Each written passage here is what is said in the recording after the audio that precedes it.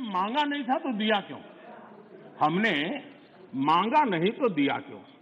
पहली बात है कि लेना न लेना आपकी मर्जी है, किसी ने किसी के गले मड़ा नहीं है, ऑप्शनल है, एक व्यवस्था है और देश बहुत बड़ा है। हिंदुस्तान के कुछ कोनों में इसका लाभ होगा, हो सकता है किसी एक आध कोने में न भी हो, लेकिन ये कंपल्सरी नहीं है और इसलिए मांगा और दिए का मतलब नहीं होता है। लेकिन मैं फिर भी कहना चाहता हूं, इस देश में माननीय अध्यक्ष जी, दहेज का कानून, दहेज के खिलाफ कानून बने, ये इस देश में कभी किसी ने मांग नहीं की थी, फिर भी देश की प्रगति के लिए कानून बना था। माननीय अध्यक्ष जी, ट्रिपल तलाक, इसके खिलाफ कानून बने, ये किसी ने मांग नहीं की थी, लेकिन प्रगतिशील समाज के लिए आवश्यक है, इसलिए कानून हमने बनाए हैं। हमारे यहाँ बाल विवाह पर रोक, किसी ने मांग नहीं की थी कानून बनाओ, फिर भी कानून बने थे, क्योंकि प्रगतिशील समाज के लिए आवश्यक होता है। शादी की उम्र बढ़ाने के निर्णय किसी ने मांग नहीं की थी, लेकिन प्रगतिशील विचार के साथ वो निर्णय बदलने पड़ते हैं। बेटियों को संपत्ति में अधिकार किसी ने मांग नहीं की थी। क्या कभी भी इतने सुधार हुए, सब बदलते हुए समाज ने इसको स्वीकार किया कि नहीं किया, ये दुनिया पूरी तरह जानती है। माननीय अध्यक्ष जी, आप जानते हैं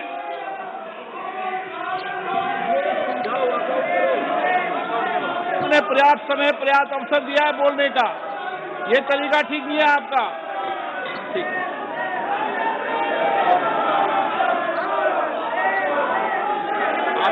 आप दे दीजिए।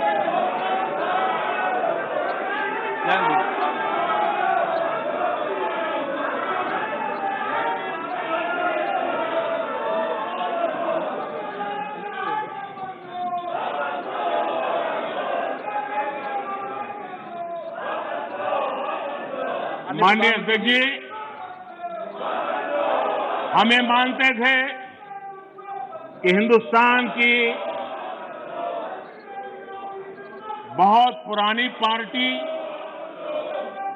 कांग्रेस पार्टी, जिसने करीब करीब 6 दशक तक इस देश में एक चक्री शासन किया, ये पार्टी का ये हाल हो गया है कि पार्टी का राज्यसभा का सबका एक तरफ चलता है और पार्टी का लोकसभा का सबका दूसरी तरफ चलता है। ऐसी डिवाइडेड पार्टी, ऐसी कंफ्यूज पार्टी न खुद का भला कर सकती है, न देश की समस्याओं के समाधान के लिए कुछ सोच सकती है। इससे बड़ा दुर्भाग्य क्या हो सकता है? कांग्रेस पार्टी राज्यसभा में भी है, कांग्रेस पार्टी के वरिष्ठ नेता राज्यसभा में बैठे हैं, लेकिन वो एक बहुत आनंद और उमंग के साथ वाद विवाद करते हैं, विस्तार से चर्चा करते हैं, अपनी बात रखते हैं। और यही कांग्रेस पार्टी का दूसरा तबका अब समय तय करेगा। माननीय अध्यक्ष जी,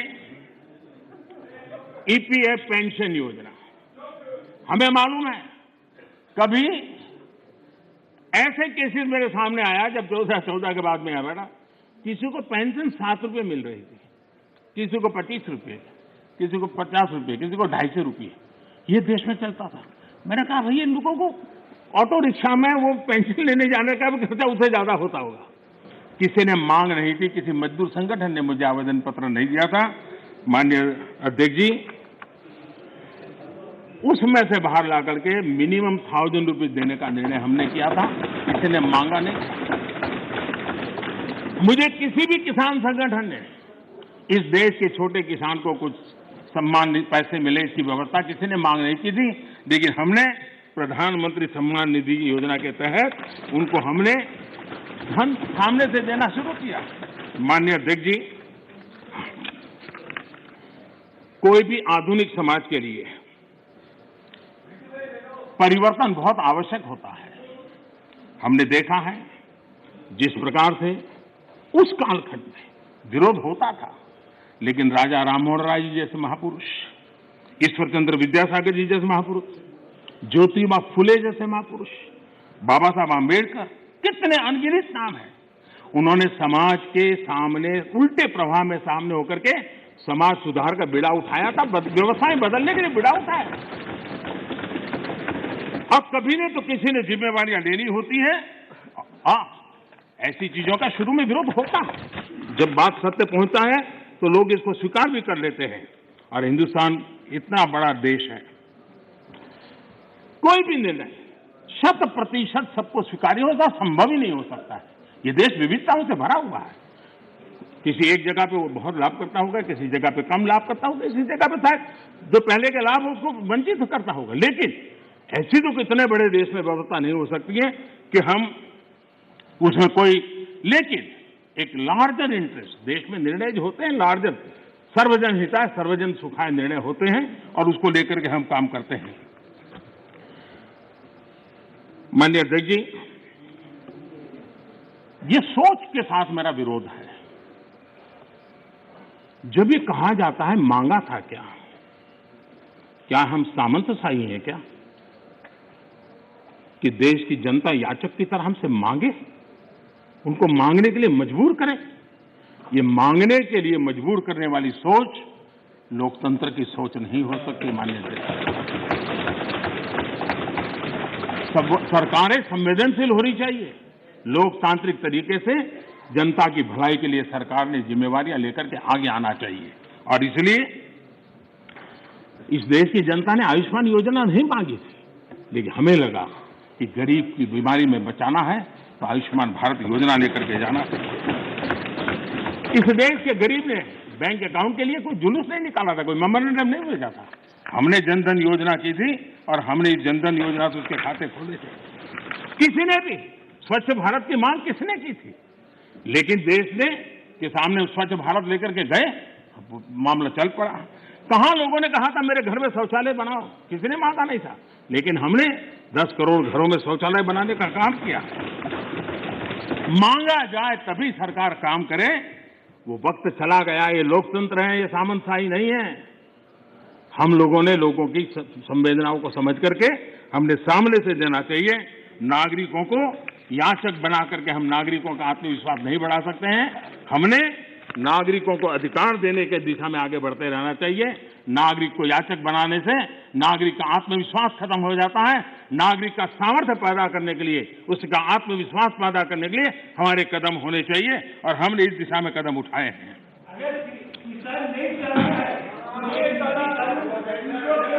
सरकार, एक मिनट दादा, अरे सुनो दादा, अरे दादा वही मैं कह रहा हूं, दादा मैं वही कह रहा हूं।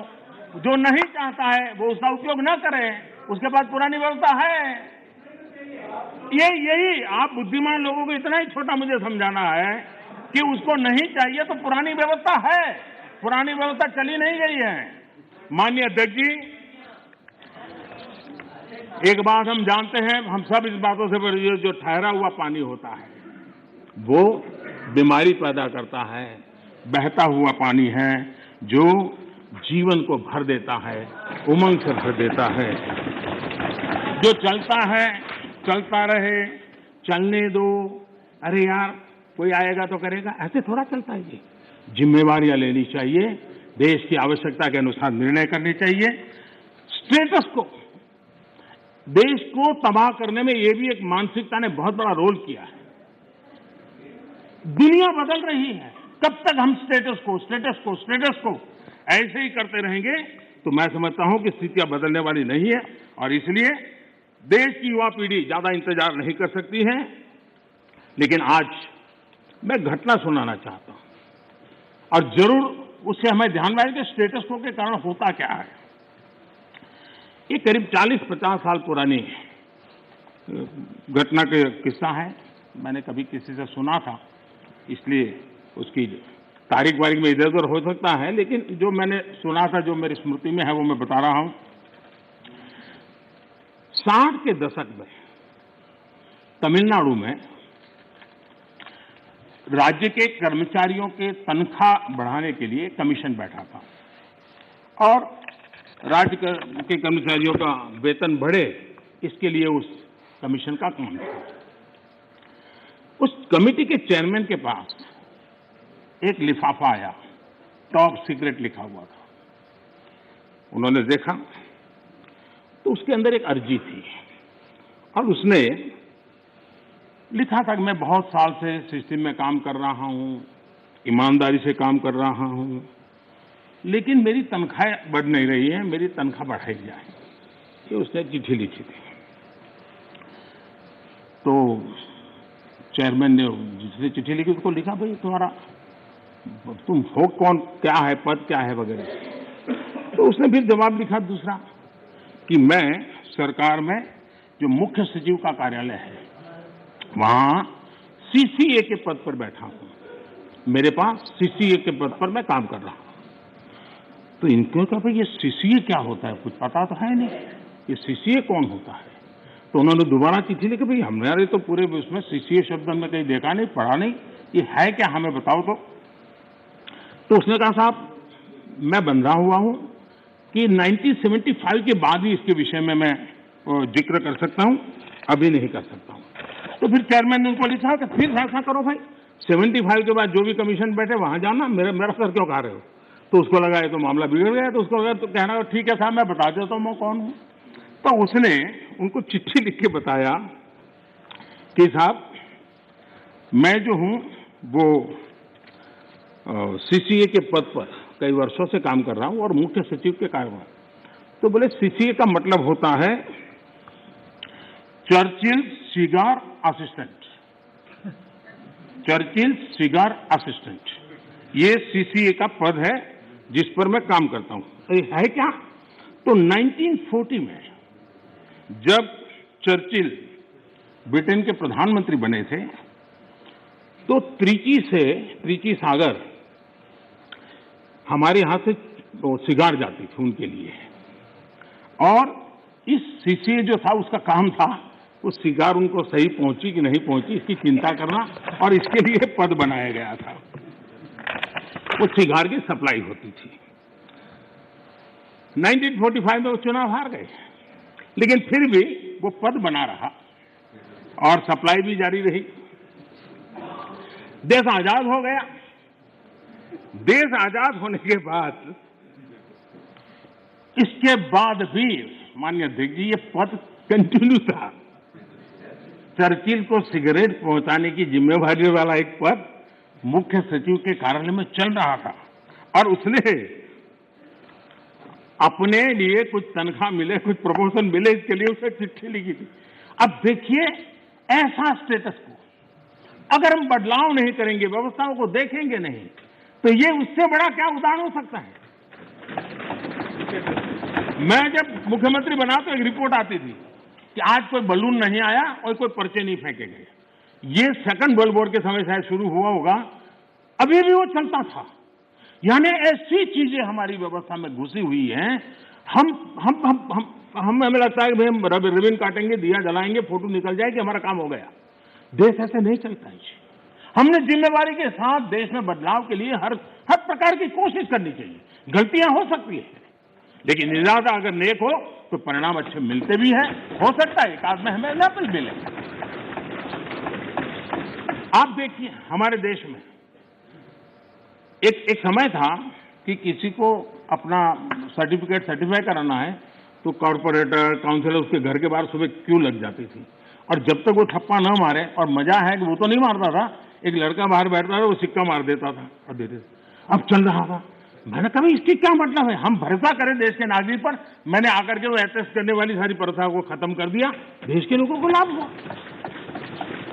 हमने बदलाव के लिए काम करना चाहिए, सुधारों के लिए काम करना चाहिए। अब हमारे यहाँ इंटरव्यू होते थे, मैं अभी भी हैरान हूं जी। एक व्यक्ति एक दरवाजे से अंदर आता है, 3 लोगों की पैनल बैठी है, उसका मुंह देखने नाम भी पूरा पूछते नहीं, 30 सेकंड में निकल जाता है हजारों, और वो इंटरव्यू कॉल होता है और फिर ऑर्डर दिए जाते हैं। हमने कहा भाई क्या मतलब है, उसका जो एजुकेशन क्वालिफिकेशन है उसके सारे इकट्ठा करो, मेरिट के आधार पर कंप्यूटर को पूछो, वो जवाब दे देगा। ये तीसरे और चौथे श्रेणी के लोगों के लिए इंटरव्यू का क्या जमाल बनाया हुआ है। और लोग कहते थे सिफारिश के बिना नौकरी नहीं मिलेगा, हमने खत्म कर दिया। मैं समझता हूं कि देश में हम चीजों को बदलने से, असफलता के डर से अटक के रहना, ये कभी भी किसी का भला नहीं करता है। हमने बदलाव करने चाहिए और बदलाव करने का प्रयास हम करते हैं। माननीय अध्यक्ष जी, हमारे यहाँ खेती, हमारे यहाँ किसानी ये एक प्रकार से हमारी संस्कृति की मुख्य धारा का हिस्सा रही है। एक प्रकार से हमारी संस्कृति के प्रवाह के साथ हमारी किसानी जुड़ी हुई है। हमारे ऋषियों ने, मुनियों ने इस पर बहुत कुछ लिखा हुआ है, ग्रंथ अवेलेबल है हमारे यहाँ कृषि के संबंध में, बहुत सारे उत्तम अनुभव भी हैं। और हमारे यहाँ राजा भी खेतों में हल चलाते थे। जनक राजा की बात तो हम जानते हैं, कृष्ण भगवान के भाई बलराम की बात हम जानते हैं। कोई भी बड़ा परिवार होगा, हमारे यहाँ किसानी और खेती, ये हमारे देश में सिर्फ कल्टीवेशन ऑफ क्रॉप नहीं, हमारे यहाँ एग्रीकल्चर एक प्रकार का समाज जीवन के कल्चर का हिस्सा रहा हुआ है और उसी हिस्सों को लेकर के हम करें। और ये हमारी संस्कृति है, हमारे पर्व हो, त्योहार हो, हमारे गीत हो, सब चीजें फसल बोने के समय के साथ या फसल काटने के साथ जुड़ी हुई रहती है। ये हमारी यहाँ परंपरा रही है। हमारे जितने लोकगीत हैं वो भी किसानी से जुड़े हुए होते हैं, फसल से जुड़े। हमारे त्योहार भी उसी से जुड़े हुए रहते हैं। और इसलिए, और हमारे देश की विशेषता देखिए, हमारे यहाँ किसी को आशीर्वाद देते हैं, शुभकामना देते हैं तो उसके साथ धन धान्य शब्द उपयोग करते हैं। धन धान्य, धन और धान्य को हमारे यहाँ अलग नहीं करते हैं। सिर्फ धान्य भी नहीं बोलता है कोई, सिर्फ धन भी नहीं होता, धन धान्य बोला जाता है। हमारे यहाँ धान्य का ये मूल्य, ये महत्व समाज जीवन का हिस्सा है। और जो स्थितियां बदली हैं तो हमने भी उसको फिर से एक पटरी पर लाने के लिए प्रयास करने की आवश्यकता है। राज्यसभा के अंदर मैंने विस्तार से छोटे किसानों के संबंध में बात कही है और देश का 80-85% के वर्ग, इसको हम उपेक्षित रख करके देश का भला नहीं कर सकते। हमने उसके लिए कुछ सोचना ही होगा और बड़ी नक्करता के साथ हमने सोचना होगा। और मैंने गिन करके बताया है कि छोटे किसानों की कैसी उपेक्षा हुई है, किसानों के नाम पे हुई है। उसमें एक बदलाव बहुत जरूरी है और आपको भी, ये छोटा किसान जाग जाएगा तो जवाब आपको भी देना पड़ेगा, ये मैं पूरी तरह समझता हूं। हमारे यहां जैसे जैसे आबादी बढ़ रही है, जमीन का टुकड़ा छोटा होता जा रहा है, परिवार के अंदर जमीन जो है बढ़ जाती है। चौधरी चरण सिंह जी ने तो एक जगह पे ये कहा हुआ है कि हमारे यहाँ किसान इतना जमीन की मालिकी उसकी कम हो रही है कि वो स्थिति ऐसी आएगी कि वो अपने खेत में ही ट्रैक्टर को टर्न करना होगा तो नहीं कर पाएगा, इतना भी जमीन का टुकड़ा होगा। चौधरी चरण सिंह जी के शब्द है। तो ऐसी जब चिंता हमारे इन महापुरुषों ने हमारे सामने की है तो हमें भी तो कुछ न कुछ व्यवस्थाएं करनी होगी।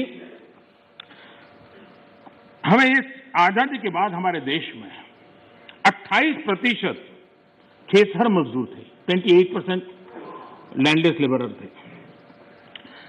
10 साल पहले जो सेंसस हुआ उसमें ये जनसंख्या, क्षेत्रीय दर संख्या 28 से 55% हो गई। अब ये किसी भी देश के लिए चिंता का विषय होना चाहिए कि 28 से हमारा खेतहर मजदूर 55% पर पहुंच गया है। और जमीन कम होने के कारण, खेती से जो रिटर्न मिलना चाहिए वो नहीं मिलने के कारण उसके जीवन में ये मुसीबत आई है। और वो मजदूरी करने पर किसी और के खेत में जाकर के मजदूरी होने पर मजबूर हो गया है। और दुर्भाग्य है कि हमारे देश में खेती में निवेश जो होना चाहिए वो नहीं हो रहा है। सरकार उतना कर नहीं पा रही है, राज्य सरकारें भी नहीं कर पा रही है और किसान खुद भी नहीं कर पा रहा है। जो कुछ भी उसको निकलता है बच्चों को पालने में और पेट भरने में उसका चला जाता है। और इसलिए निवेश की बहुत बड़ी आवश्यकता है।